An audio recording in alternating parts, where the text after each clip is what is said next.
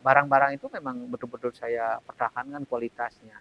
Daripada dibalikin kan lebih bagus buat bagus. Iya. Apain bohong-bohongan.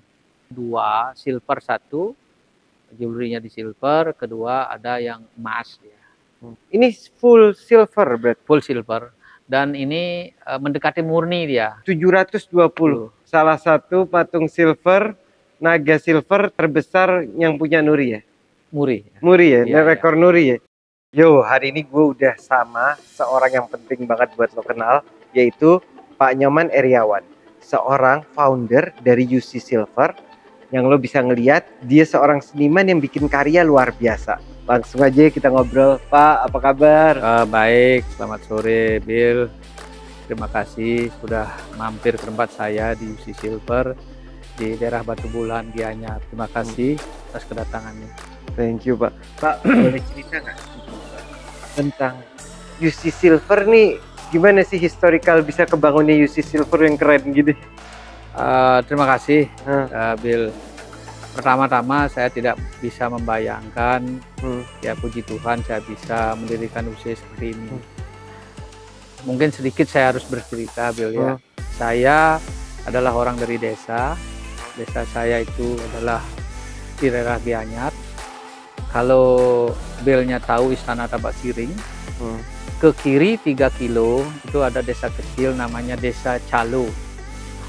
Desa Calo, Kecamatan Tegalalang, Kabupaten Gianyar. Dari kecil memang saya di daerah saya itu sehari-harinya sebagian besar penduduk di desa itu bergelut dengan seni, terutama ya seni pahat, kayu dan sebagainya. Nah, beranjak saya dewasa, saya pergilah ke Denpasar menempuh pendidikan SMA. Nah, di waktu masa SMA saya sudah sering main ke Kuta, main di pantai, karena masa remaja pasti itulah dulu kan seperti itu. Pasti semua mainnya gitu ya, Pak? Mainnya seperti itu. Cuma waktu itu saya belum punya naluri untuk memulai sesuatu karena masih sekolah SMA kan. Tetapi dasar saya karena di lingkungan seni, saya sudah ada dari kampung. Saya bisa sedikit mengukir, udah gitu bisa membuat patung yang sederhana. Waktu masih SMP mengukir tulang. Emang desanya desa keseniman? Ya, memang rata-rata daerah Tambak Siring itu kan sebagian besar seorang bergelut dengan seni, seni kerajinan itu konteksnya. Nah, beranjak saya tamat SMA, ya sudah selesai, saya merantau. Tapi di SMA saya sudah sering main ke Kuta, tahu saya orang jualan di pantai seperti apa waktu itu kan masih sangat-sangat tidak seperti sekarang. Ya, bisa bayangkan itu tahun hampir 79, tahun 79 hampir 80. Zaman itu ya? Zaman itu ya. Setelah itu saya keluar kuliah ke Jawa. Kuliah ke Jawa, akhirnya setelah saya singkat cerita, kembali saya setelah saya selesai sekolah. Nah, karena jiwa seni saya masih ada, kembali saya sudah sarjana. Itu dengan ya mungkin perjalanan yang tidak terduga, akhirnya saya mulailah belajar untuk membuat sesuatu. Nah, pilihan saya itu adalah bahan baku metal. Karena saat itu di Bali ya di Celup utamanya orang sedang maraknya, sedang top-topnya membuat kerajinan dari bahan silver. Jadi itu kebawanya karena environment waktu itu berarti ya, Pak? Bisa bilang iya, tapi dari kecil saya memang suka passion. Jadi ketika melihat orang bersolek, apa saya senang. Padahal di daerah saya itu kebanyakan adalah seni ukir kerajinan patung segala macam. Saya ketika punya teman di Celup itu, saya tertarik dengan kerajinan khususnya jewelry, perhiasan dari perak. Nah, mulai saya belajar mendesain sedikit-sedikit karena otodidak, tidak ada ilmu yang saya dapatkan secara khusus untuk misalnya desain perhiasan jewelry, jadi saya otodidak. Nah, setelah saya dapat mengerjakan sedikit demi sedikit, saya akhirnya jualan. Nah, jualan itu saya jualan di pantai dulu. Dari awal pinggir jalan berarti? Iya, di Asongan, di pantai. Jadi saya tahu betul itu daerah Legian Seminyak, Blue Ocean itu saya tahu. Itulah cikal bakal mulai saya berjualan perhiasan perak. Nah, itu awalnya. Jadi saya buat 1-2, udah itu baru saya jual seperti itu. Ya. Bisa dari pinggir jualan asongan ya jatuhnya, bisa sampai punya UC Silver segede ini, ada museum, ada segala macam. Gimana tuh Pak? Mungkin ini puji Tuhan ya, ya saya diberi kesempatan oleh Tuhan ya, Astung Kare ya ada. Nah itu, tetapi perjalanan itu panjang sekali, panjang sekali. Ketika itu baru saya mengenal apa namanya, gimana teknik berjualan. Bahasa Inggris itu juga tidak mengerti, walaupun kuliah tamat, tapi bahasa Inggrisnya minim sekali, saya belajarnya di pantai. Nah setelah ada langkah sedikit, mulai ada ya, mulailah mengenal bisa jualan, saya ngumpulinlah uang. Saya buka toko pertama saya itu di Ubud. Nah, di Ubud toko kecil kira-kira 1,5 kali 3 meter. Itu di daerah Ubud, di Ubud kota, di depan di utara lapangan. Jadi tokonya kecil, hasil karya sendiri, sambil juga saya meminjam barang-barang perhiasan dari teman-teman di Celuk. Modalnya jadi emang modalnya cuma cukup buat bikin itu aja kan itu. Tetapi karena jiwa saya itu bukan pebisnis atau dagang, karena senimannya dulu, jadi dari awal saya udah buat toko saya itu agak beda. Orang pakai di showcase itu kayak rak, kayak kaca segala macam. Saya karena mungkin waktu itu tidak ada modal beli raknya, ya saya ada meja, kasih cari akar-akar, ya gantung-gantungin aja. Oh jadi, gitu? Iya, justru itu menjadi menarik orang. Kan aneh dia, kok aneh orang pakai rak semua cantik seperti itu kan. Saya sendiri ya gantung aja, ngawur aja ini pokoknya. Nah itu menarik. Nah disitulah mulai saya ada semangat, karena respon dari tamu, customer yang datang itu mulai, ada sesuatu yang beda saya buat. Menurut dia itu awalnya. Nah setelah itu, setelah saya tahu ada punya tamu 1-2, ada order, mendidik teman-teman untuk belajar perak, ada yang pekerja perak yang sudah bisa gabung dengan saya. Setelah itu mulailah saya mengembangkan lebih ya. Misalnya sudah mulailah saya tarik adik saya yang masih SMA untuk dia membantu saya untuk ya manajemen kecil-kecilan lah. Umur berapa tuh Pak waktu itu Bapak? Saya udah tamat kuliah itu. Bapak tadi aku cut. Bapak itu kuliah di bidang apa Pak? Saya teknologi kimia. Oh, kimia malah. Ya, teknologi kimia. Karena saya tamatan Syah Kuala Darussalam Banda Aceh. Jauh sekali. Ya. Saya terima kasih pada alma mater saya di Aceh. Luar biasa. Ya. Ngaruh nggak Pak tapi? Apakah ada basic kimia yang digunakan? Ini kan metal juga ya? Sebenarnya tidak ada, karena tidak mengerti juga zaman itu apa itu nggak ngerti. Pokoknya kita buat sesuatu ya nggak ngerti apa itu campuran perak, pokoknya buat aja. Oh jadi awalnya itu kayak nggak ngerti walaupun kimia kan teknologi kimia jauh sekali, walaupun metal sedikit kali dipakai kan seperti itu. Memang tidak kesana juga jurusan kita ambil kan. Jadi berkarya sesuai dengan konteks seni aja. Keseniannya berarti lebih kuat. Ya. Jadi itu tidak bisa dipungkiri. Jiwa saya memang berkesenian, membuat desain. Nah, situlah dengan otodidak. Mulai saya mengenal tamu, ada langganan 1-2. Disitulah saya tertantang. Oh, masa gini-gini aja, desainnya gini-gini aja tidak ngerti. Dan zaman itu belum ada teknologi yang mumpuni seperti polis membuat produk yang lebih shiny, tingkat keamanannya kita belum ngerti segala macam. Nah dari situlah kita mencari alternatif di mana kira-kira kita bisa belajar. Itu yang sama adik diajak akhirnya. Ya itu seperti itu. Nah mulai dan setelah itu mulailah saya melangkah mulai pameran. Mulai saya pertama ke Amerika, yaitu ke Eropa. Zaman itu ya nekat saja, Bapak modal berarti udah kuat dong Pak, kalau udah waktu itu. Enggak juga, mana kuat kan. Nekat aja. Pokoknya begitu pulang bayar utang. Sampai Iya, waktu itu tuh iya. sampai ngutang. Pulang ya bayar utang karena dia nggak ngerti, nekat aja. Nah, Sireng dengan anak itu baru punya, kan nggak mungkin baru pameran sekali orang tamu harus pesan sama kita kan, nggak percaya juga kan. Dan modal nggak dikit dong Pak waktu itu. Nah, kita ada yang minjem, ada yang buat sendiri. Iya maksudnya berarti artinya waktu itu dengan toko yang masih awal-awal ya, itu. Itu sudah berjalan kira-kira 5 tahun. Oke. Sudah ada. Udah mulai tapi tetap. Iya. Sudah mulai. Tapi tetap butuh hutang tuh ya waktu. Utang. Mau tidak mau nekat aja. Pokoknya pulang pusing dah itu bayar utangnya. Tapi karena ya menjemput pembeli lah.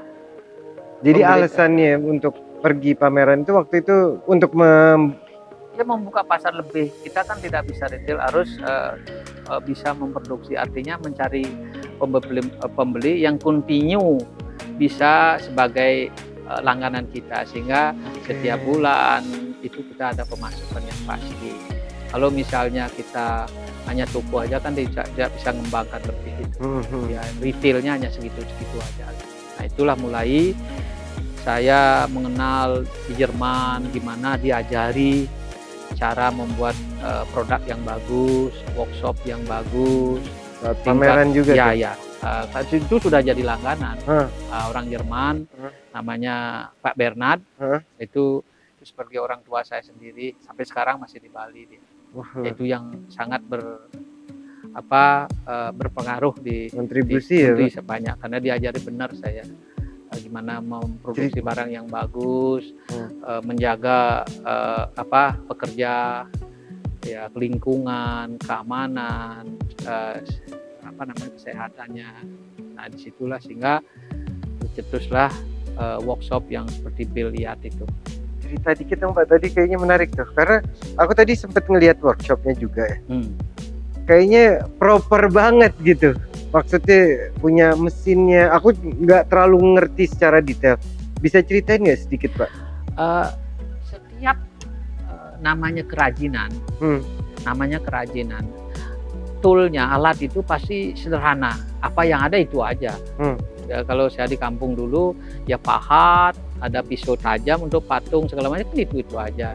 Kerajinan perak juga belum berkembangnya, itu polisnya aja dulu belum ada mesin, pakai gosok, pakai kain yang obat hitam atau apa, ya sederhana sekali gitu. Bapak pertama belajar gitu dulu? Gitu semua gitu, karena memang kayak gitu keadaan, belum ada orang menyediakan bahan-bahan yang mumpuni gitu. Sehingga kita kalah jauh dengan negara-negara yang sudah expert di bidang industri perhiasan, itu sudah ratusan tahun.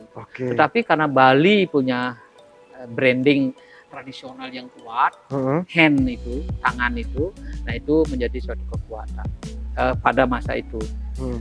Sehingga karena Sireng sewaktu orang tidak bisa melihat lagi kekuatan tradisional yang walaupun tradisional tetap harus bagus kan. Nah, kualitas nggak bisa turun kan. Ya. Makanya sentuhan teknologi itulah marak canggih seperti yang Bill lihat sekarang ini. Nah, pakai AC juga apa? Nah, workshop itu pertama harus safety dia untuk kesehatan pekerjanya kan, karena itu berhubungan dengan ya debu segala macamnya, itu harus nyaman dulu, sehingga ruangan betul-betul yang si Bill lihat tadi ya kita pakai AC kayak di yang memang betul-betul di hotel ya, itu karena kita memang itu kewajiban kita untuk menyediakan seperti itu. Kalau kita ingin mengajak karyawan kita, pekerja kita untuk lama, ya seperti itu. Di sini berarti diajari juga Pak?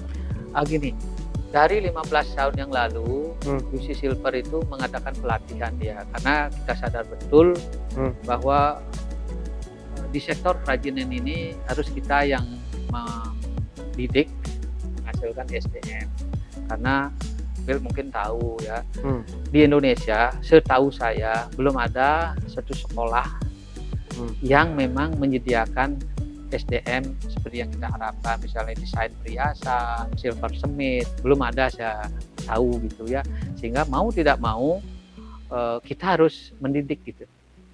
Kita harus mendidik pekerja-pekerja yang kita inginkan untuk mengerjakan suatu barang yang kita sesuai dengan standar kita.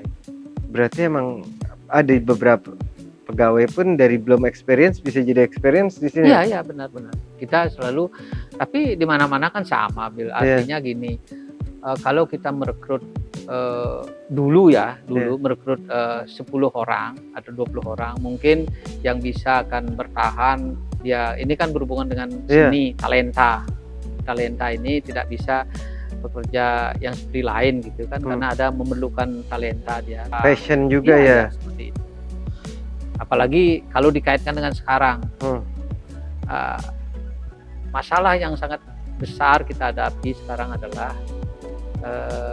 minimnya SDM, karena fenomenanya sekarang sangat berbeda dengan zaman dulu 20 tahun yang lalu kan.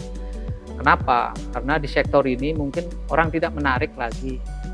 Ya, saya tidak tahu alasannya. Mungkin ya sesuatu, karena ini memerlukan talenta juga, karena orang lebih simpel mencari sektor pekerjaan yang lain, ya lebih kompet untuk ya penampilannya lebih lebih seperti sekarang ini. Tapi apa yang Bapak lakuin buat mengatasi hal itu, Pak?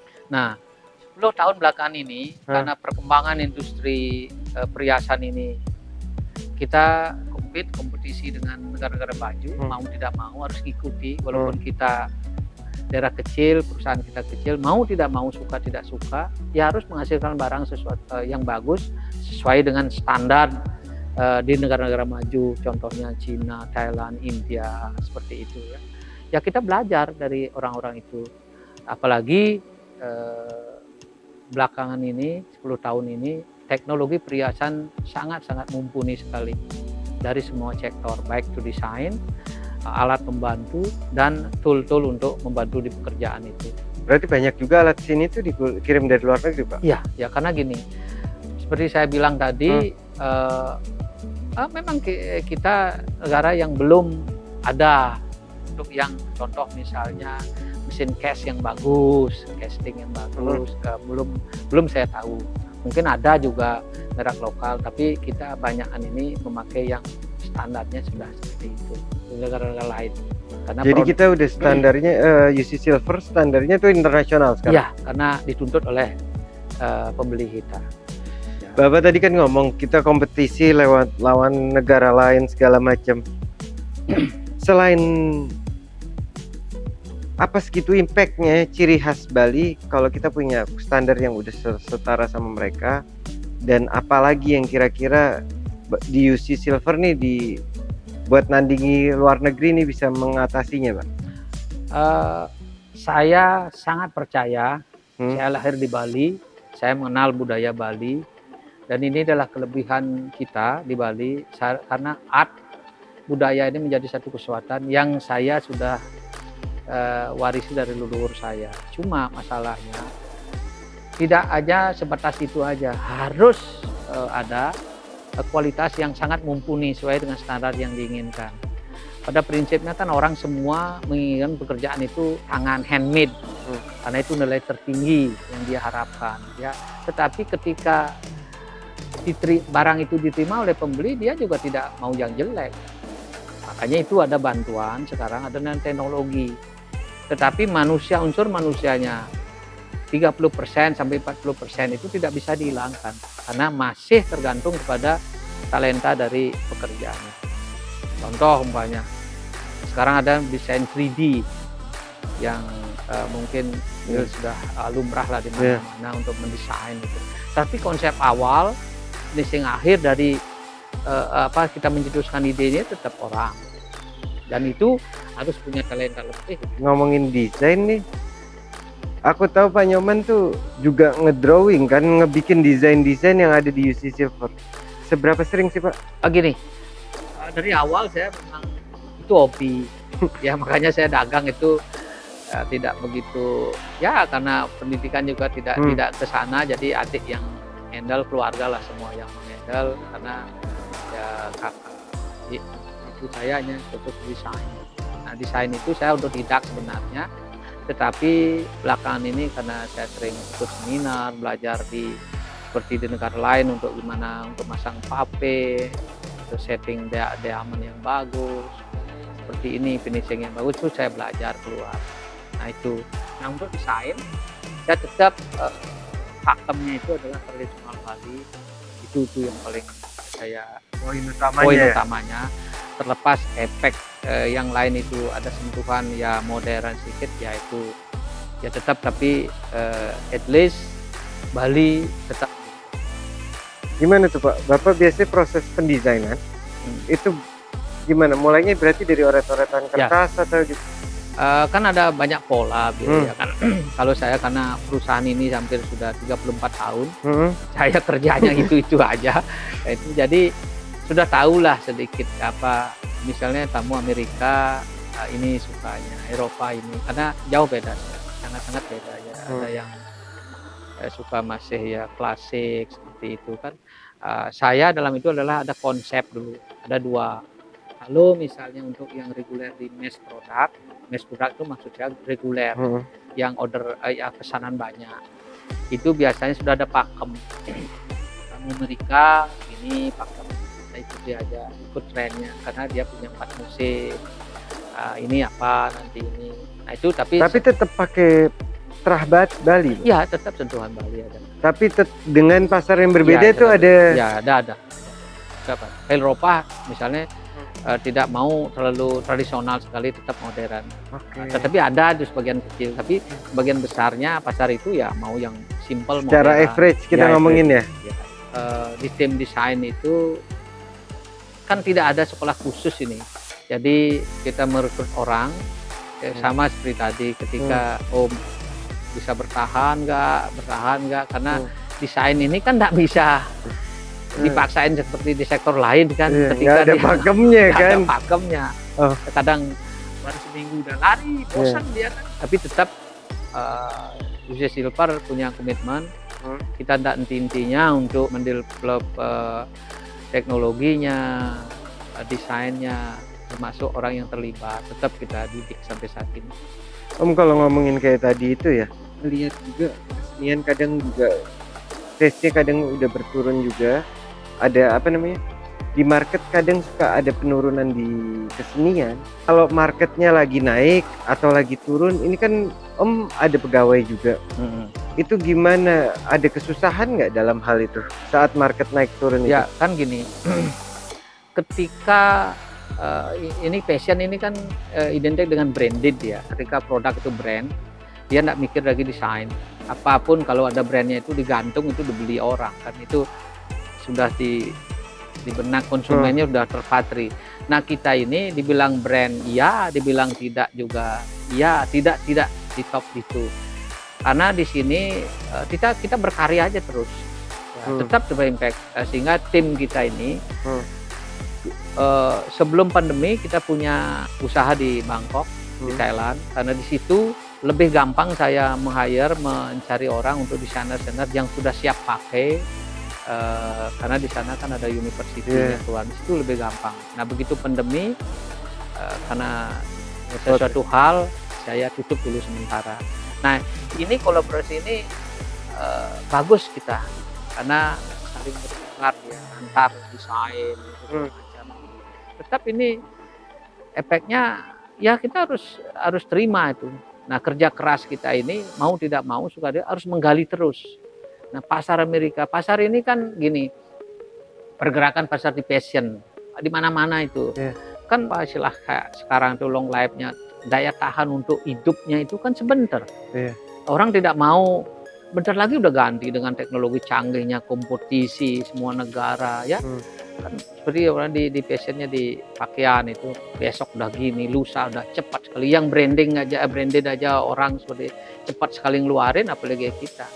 Jadi mau tidak mau, inilah tantangan di industri fashion ini, kita harus berkarya. Berkarya. Om boleh cerita nggak Om?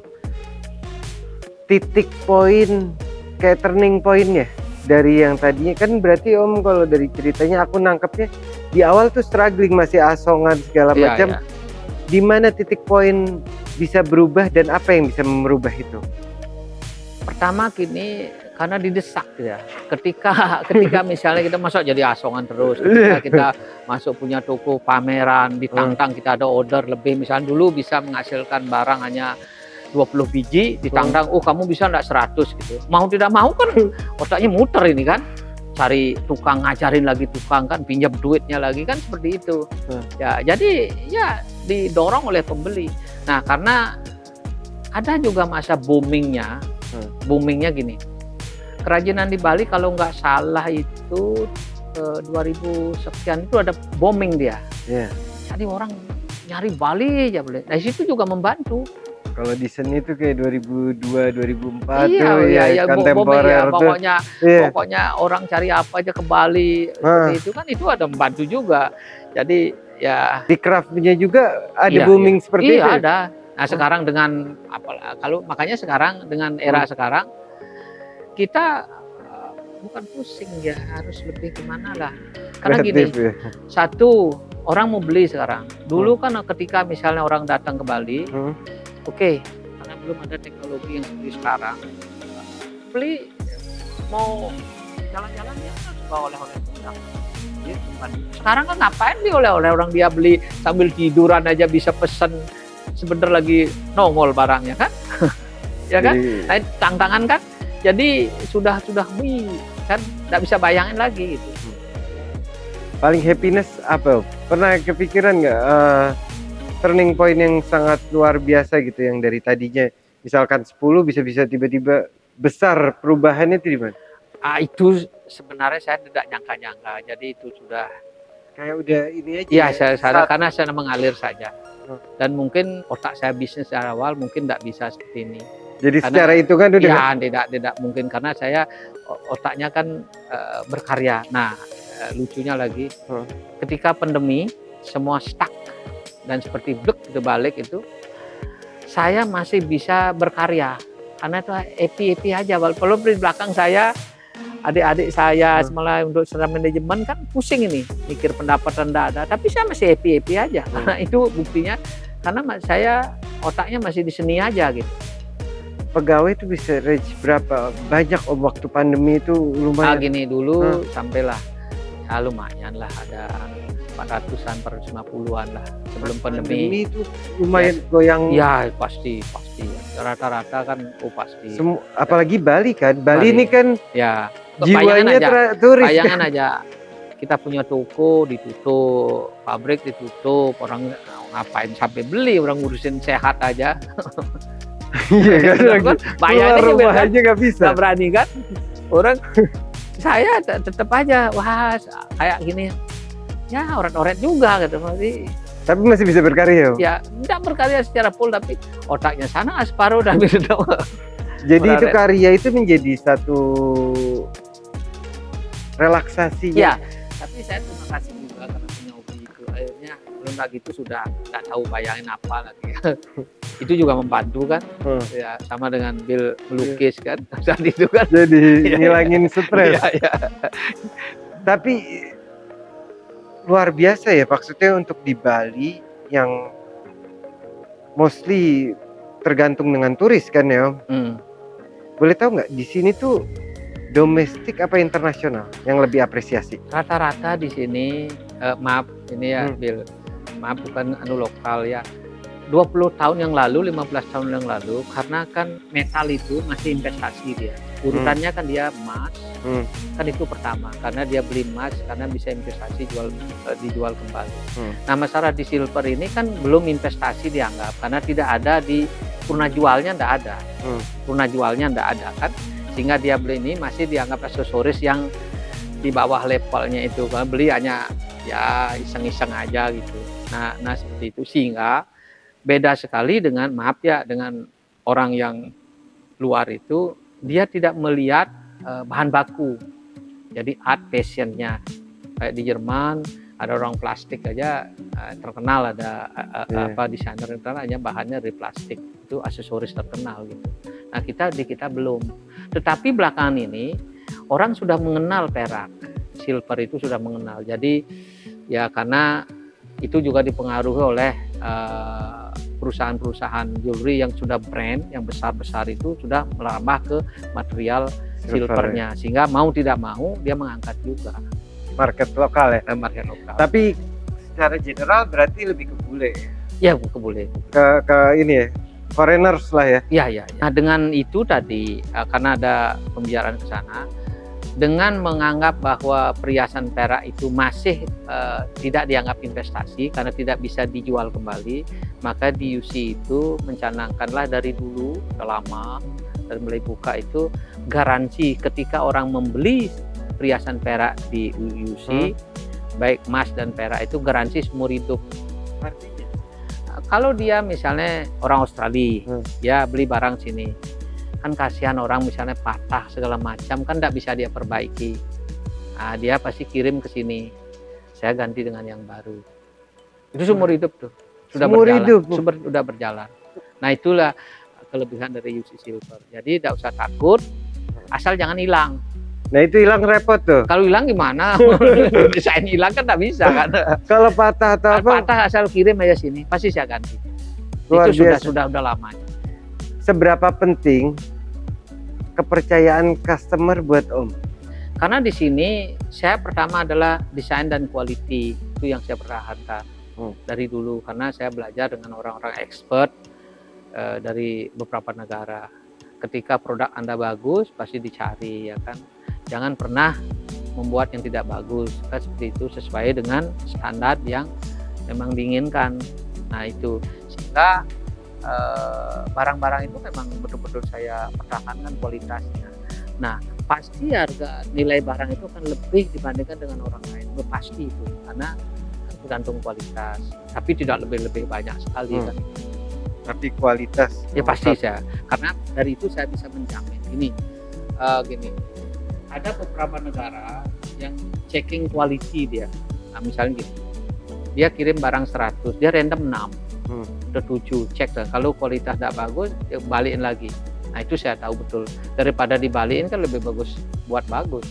Apain bohong-bohongan.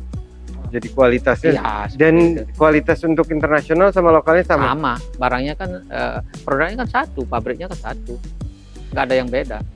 Om, nih yang seru nih, kayaknya kita UC Silver nih secara general, the whole building nih ada apa aja sih? Pertama, ya di toko sebenarnya, toko produksi, shop ya biasa, menjual, retail.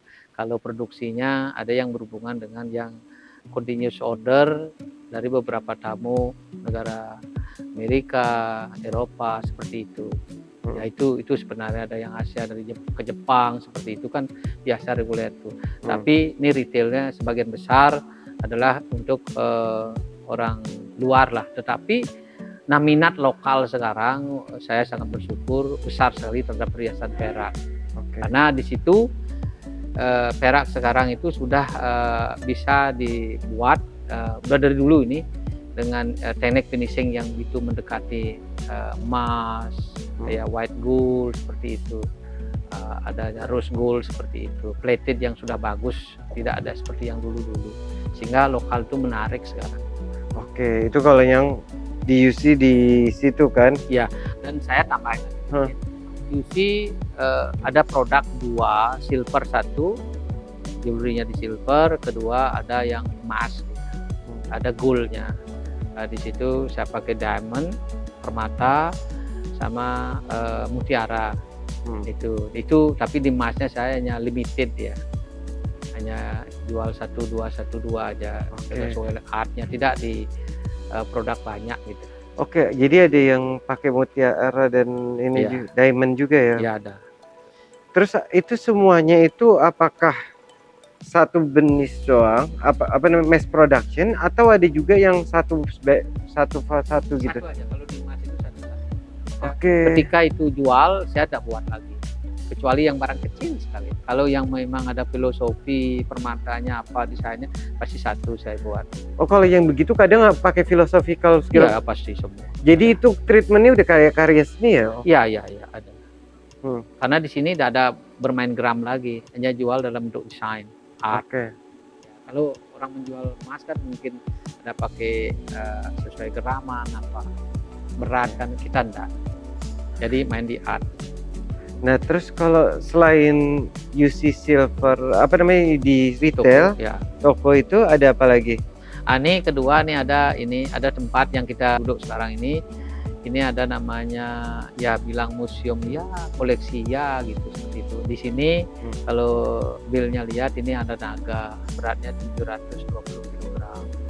Ini naga yang utama ya. Ini kita bakal ngobrolin sih Om. Ini paling penting dari semua. Aku pingin penasaran banget dari tadi. Oke. Terus abis itu ada apa lagi Om? Ada pelatihan.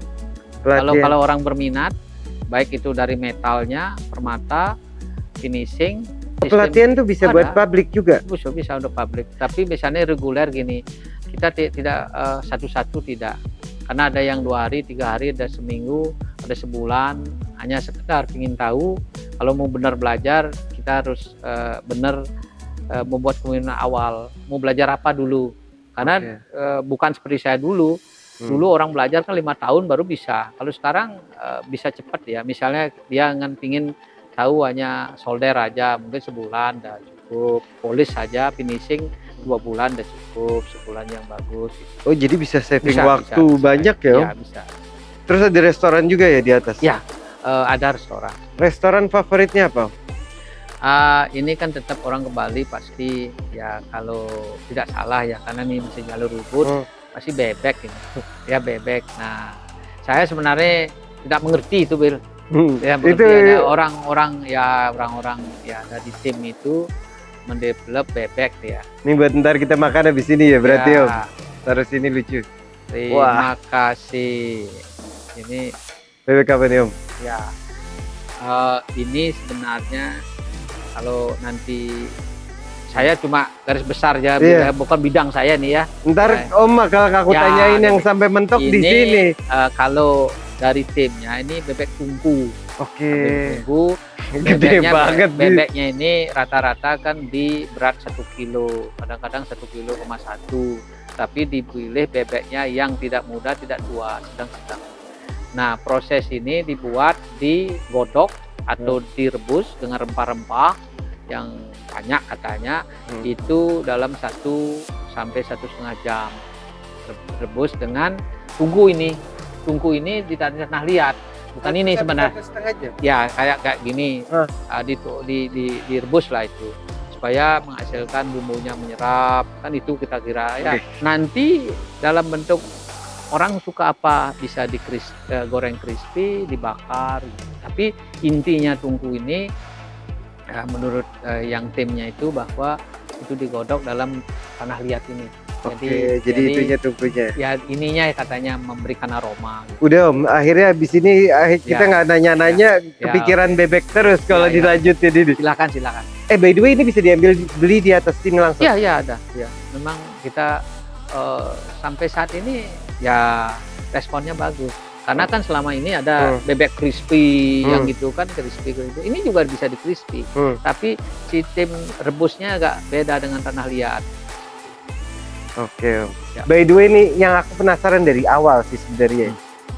Naga, ini galeris, ini museum kan tadi, kalau itu yang retail ya. Kalau ini museumnya.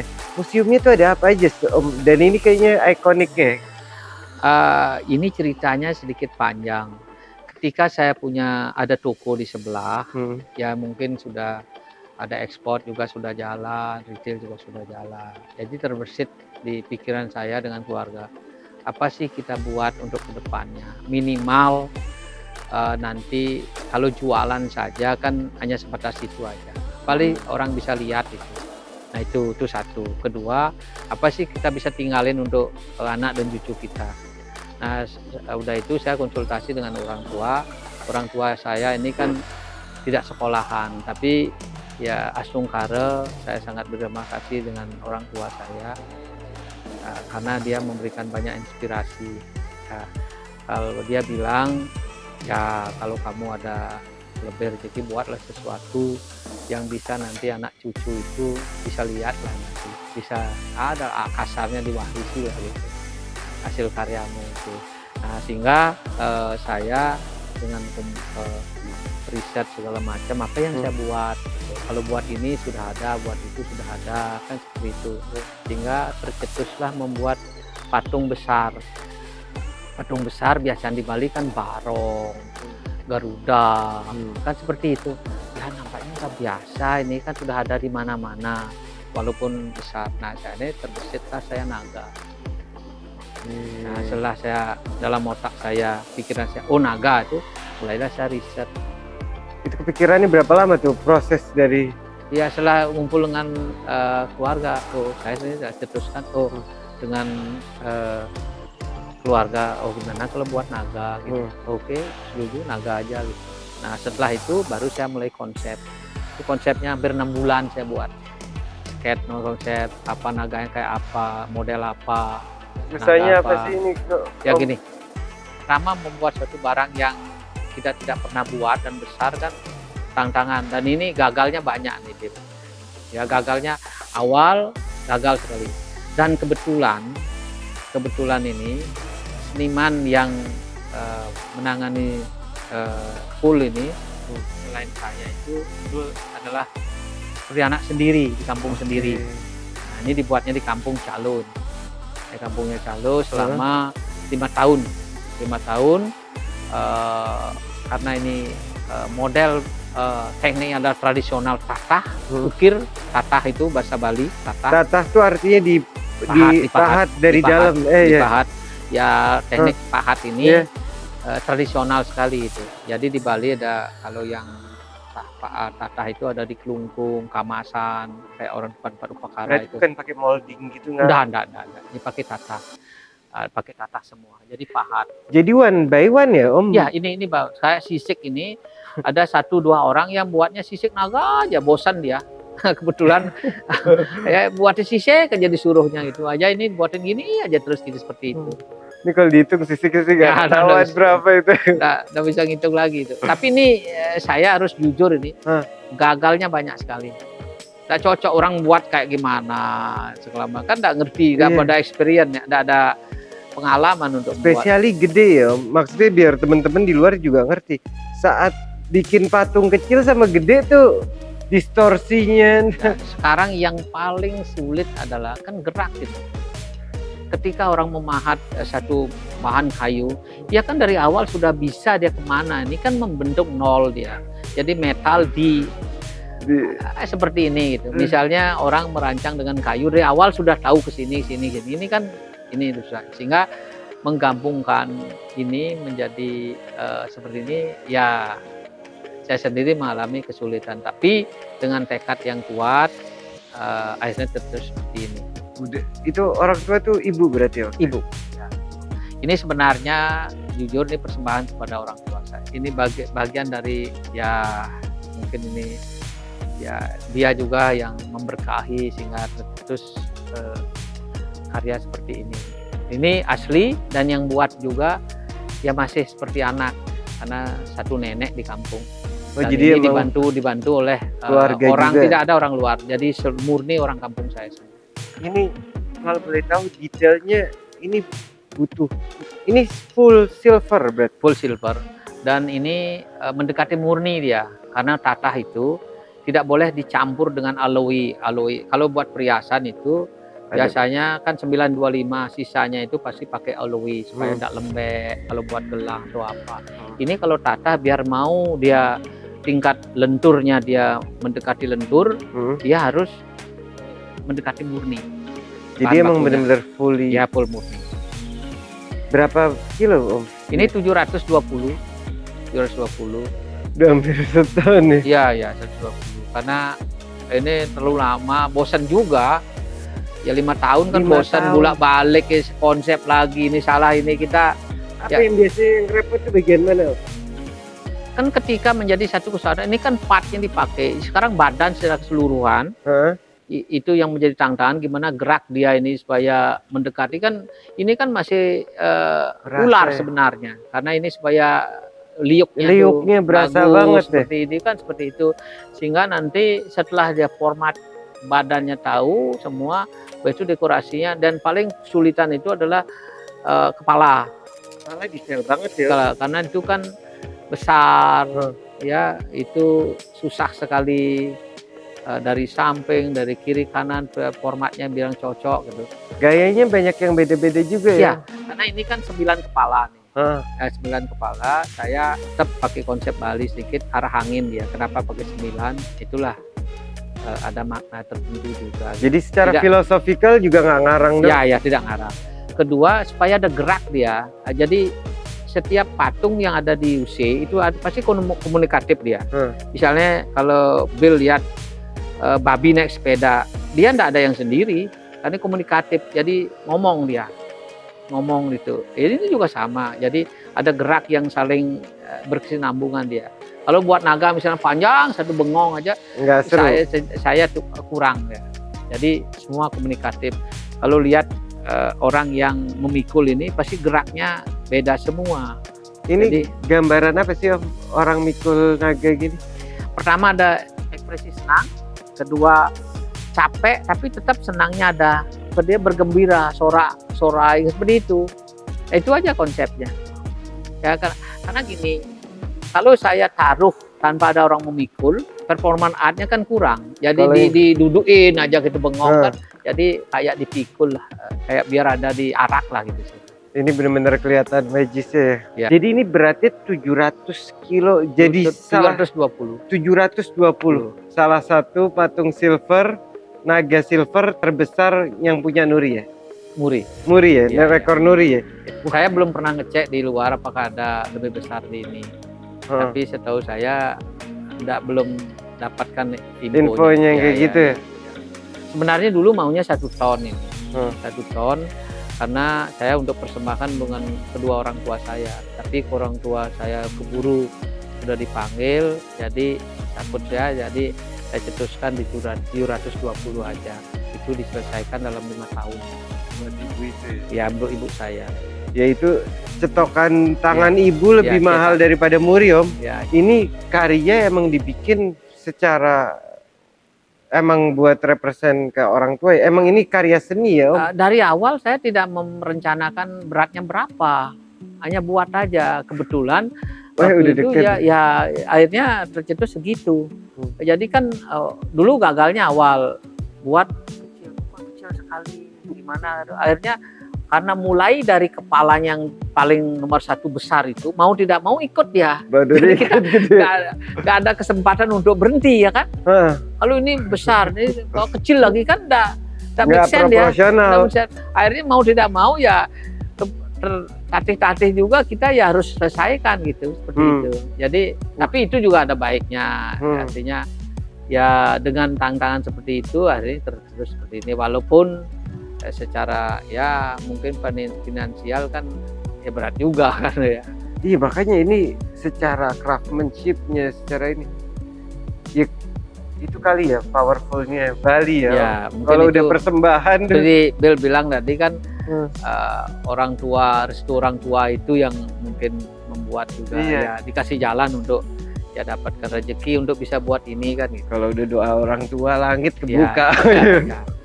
Luar biasa Om. Tapi selain naga, aku ngeliat banyak karya-karya yang menarik juga, boleh cerita gak Om?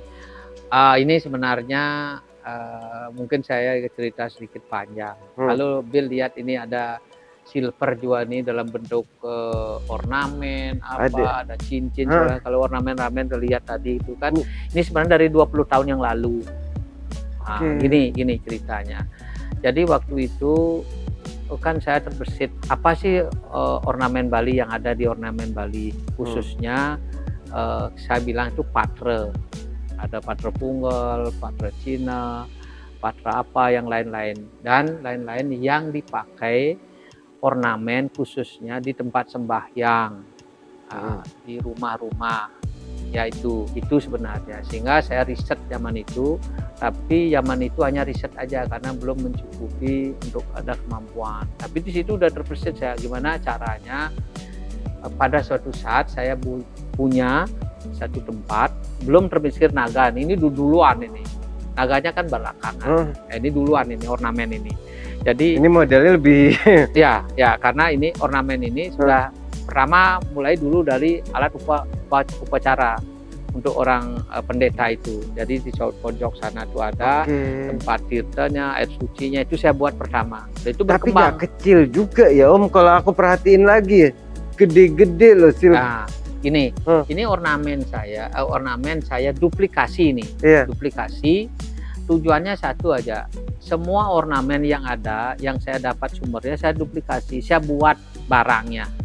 Tujuannya apa? Suatu saat mungkin anak cucu kita tidak tahu lagi, sehingga saya menduplikasi minimal ketika di satu tempat nanti UC Silver ini orang bisa melihat, oh ini loh ornamen Bali yang ada, nah, ornamen Dali yang ada ini dan Bill tadi sudah lihat, oh ini ada patra punggal untuk ini, ada cincin untuk ini, dan termasuk saya ada penyor saya buat, ada gebogan itu ya seperti itu untuk orang di sarana sembayangan di artefak ya jatuhnya. Iya seperti itu. Dan tujuan saya tidak lebih dari ya suatu saat mungkin ini perlu gitu.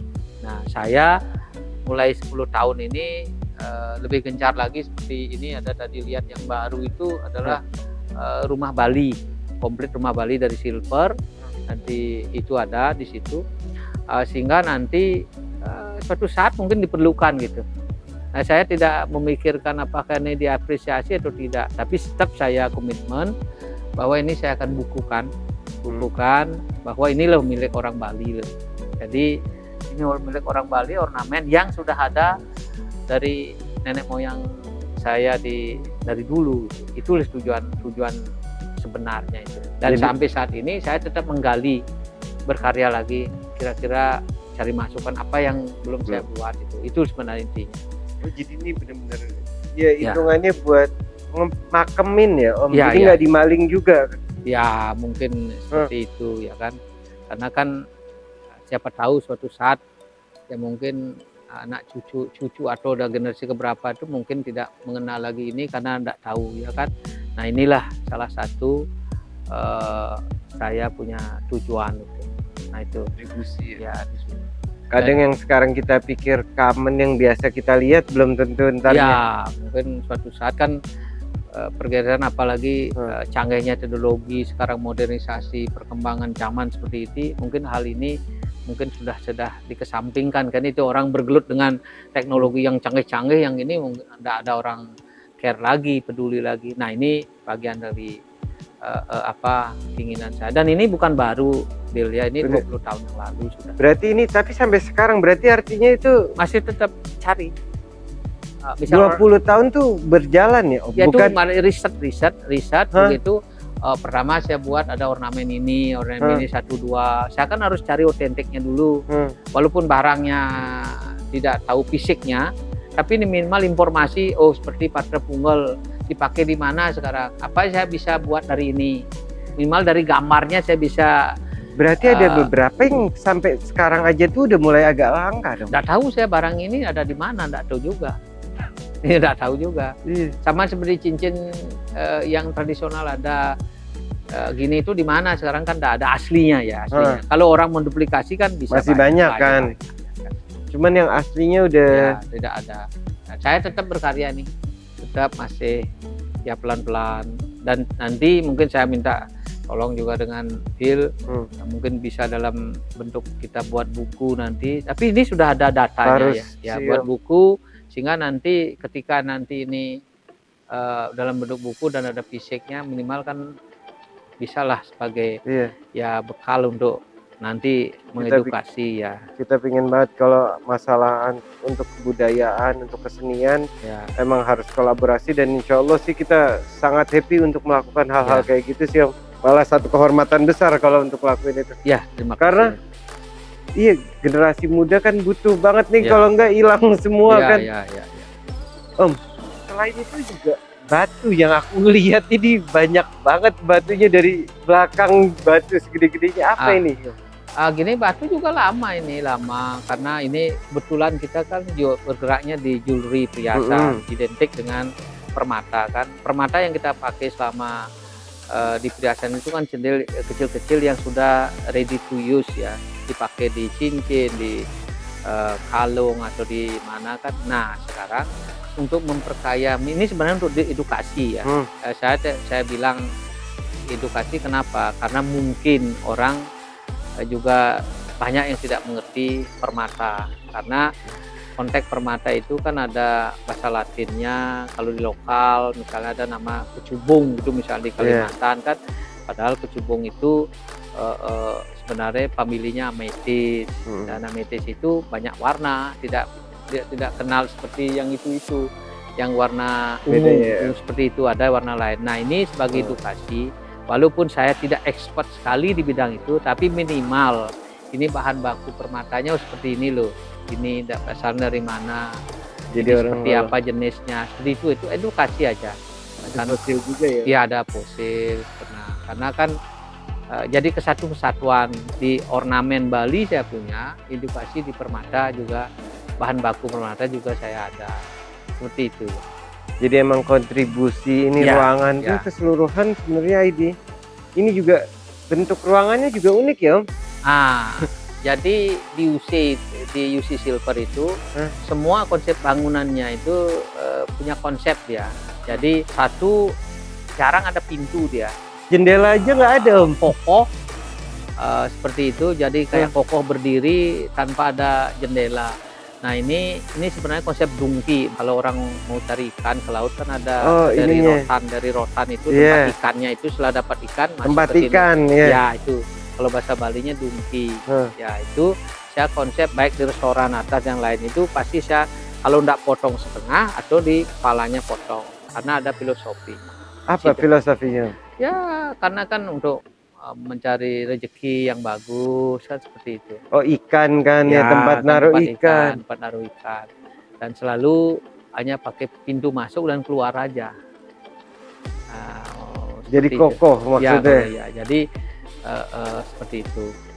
Dan kalau lihat udah build di luar itu ada ornamen capung, cuman itu patung-patung seperti itu. Ada dua konsep itu, ada di UC itu, ada UC Silver itu ada patung yang serius, ada patung lucu-lucuan ya, kayak babi naik sepeda seperti itu, lucu-lucuan supaya nggak serius-serius sekali lah, biar ada kesenian lucu. Biar tenang ya, tenang ada. Nah ada capungnya adalah konsep, ada filosofi juga, karena saya kan ikon UC Silvernya capung kan, capung.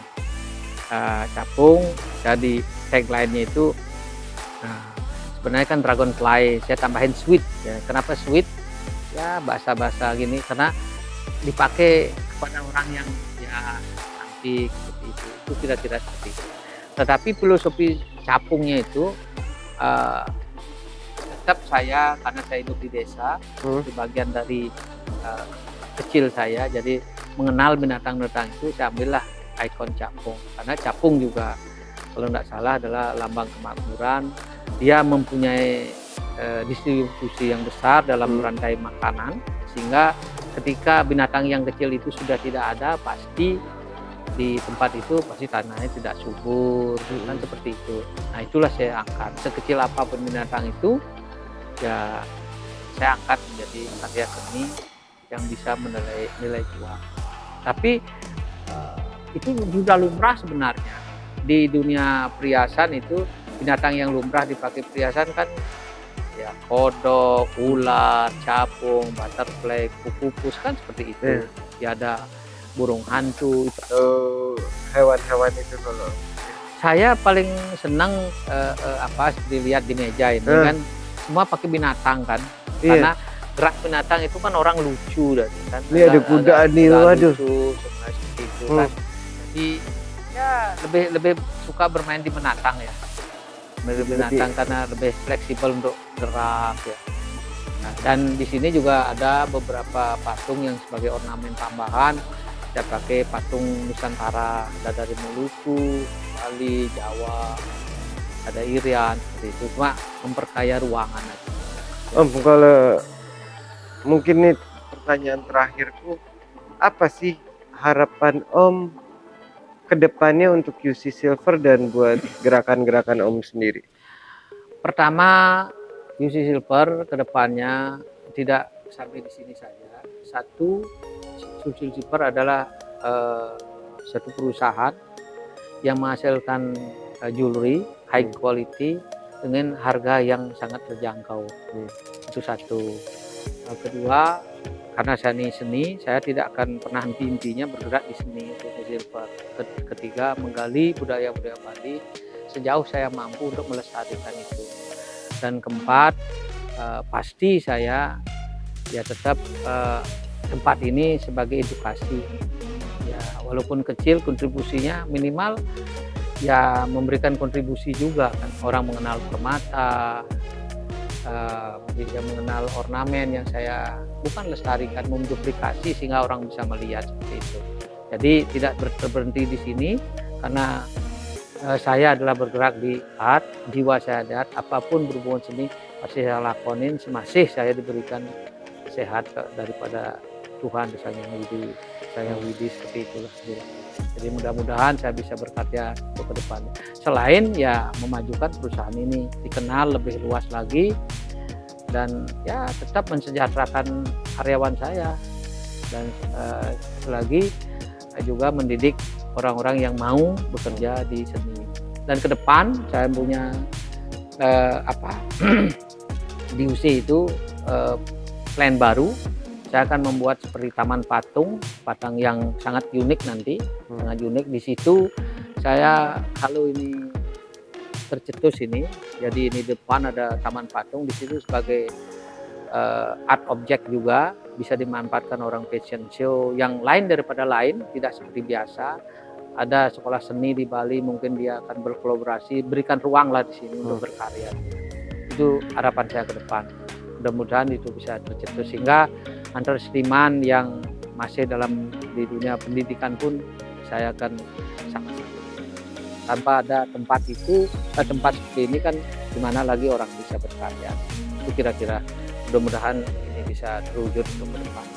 Memang butuh sih kita orang-orang kayak Om yang bisa maksudnya ngasih tempat juga buat anak-anak mudanya ya. Tapi juga ngemajuin industri kesenian ataupun craft juga yang bisa ngebuka lapangan pekerjaan buat orang-orang.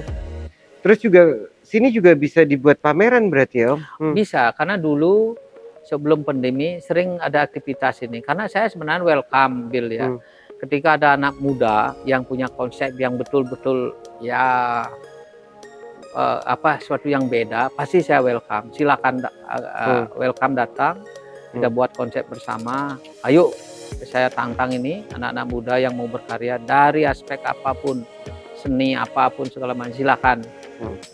Dengan konsep yang sangat-sangat unik pasti saya akan menyambut itu. Dan ini ruang ini terbuka dan saya punya juga ruang-ruang yang lain, silakan. Ya, jadi lewat Bill mungkin nanti bisa kita kasih ya, tinggal di bawah ada ini ya, sila mau ya menyambut. Bukan di sektor perhiasan segala macam karena ini jauh bisa dimanfaatkan oleh ya orang-orang yang mau pasti bisa ya kan. Saya welcome. By the way juga kalau nggak salah gue dengar di sini bakal ada pameran foto, ntar gue kirimin gambarnya di sini. Ya. Om, thank you so much Om buat waktunya. Semoga kedepannya kita bisa showcase. Ini kalau teman-teman banyak yang mau, kita bakal showcase lebih banyak lagi juga di UC Silver. Jadi jangan lupa buat komen, kasih like juga. Thank you so much Om. Ya, saya juga terima kasih Bill sudah datang ke tempat saya ini. Ya, lebih kurangnya ada sesuatu yang tidak bagus saya sampaikan tadi, saya mohon maaf ya. Pasti ada kurangnya ya. Thank you so much, ini dari satu kehormatan ya. Hanya gitu kemampuan saya bisa menyampaikan informasi kepada Bill dan masyarakat pemirsa semuanya ya yang mengikuti podcast dari Bill. Terima kasih. Thank you so much. Thank you. Ya, Waduh, thank you. Thank you.